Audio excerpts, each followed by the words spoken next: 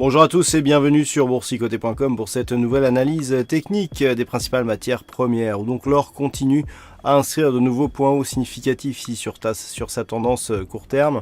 Alors on est porté ici par un support qui est relativement régulier. Si on trace ici, voilà, si on relie les précédents points bas, et les points bas successifs, donc on a des contacts répétés ici avec la bande de Bollinger supérieure et on a une dynamique qui est en train de se développer. Toutefois, alors on avait ici un objectif de cassure de la zone des 1284 dollars l'once. Alors on a cassé cette zone et donc je vous avais dit qu'en cas de rupture, eh bien on aura un objectif ici entre 1297,50 et 1300 l'once. Donc on est vraiment toujours sur cet objectif, sauf que la dynamique ici est relativement faible.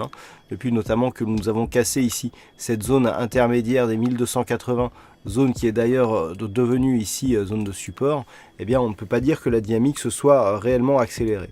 Donc sous réserve d'une accélération possible, effectivement, on pourrait donc s'affranchir de ce niveau définitivement, à savoir celui des 1280, pour aller rejoindre les 1300 l'once. Le niveau d'invalidation se situe sur ce niveau très court terme à 1279 l'once. Et puis sur le WTI, depuis la cassure ici des 52,40 $ le baril, eh bien nous avons connu donc une dynamique relativement forte qui a porté le WTI sur une zone de résistance qui était déjà clairement identifiée et que je vous ai indiqué hier. Donc on est toujours sous cette résistance des 57,60 $ le baril, zone qui fait toujours obstacle ici à une poursuite du mouvement haussier. Alors nous avions des contacts répétés ici avec la moyenne mobile 20 exponentielle.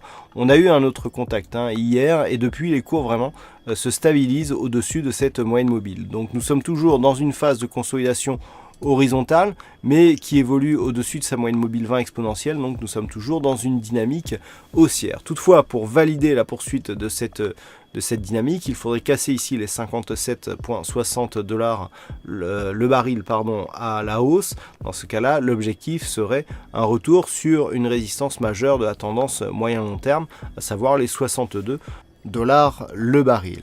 Par contre, le niveau d'invalidation serait un éventuel retour ici sous cette zone des 55,20 $ le baril. Effectivement, dans ce cas-là, on aurait une invalidation de la poursuite du mouvement court terme sur cette tendance.